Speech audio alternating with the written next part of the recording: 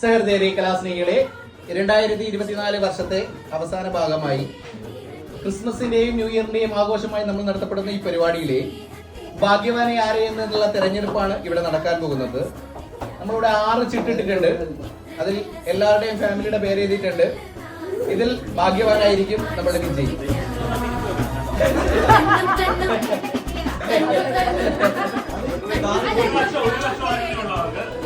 എന്നൊന്നുമില്ല, ഇതിൽ ഒരെണ്ണം എടുക്കണം കേട്ടോ. കണ്ണടയ്ക്കണം, കണ്ണടച്ചിട്ട് ഇതിനകത്ത് ഒരെണ്ണം എടുക്കണം കേട്ടോ.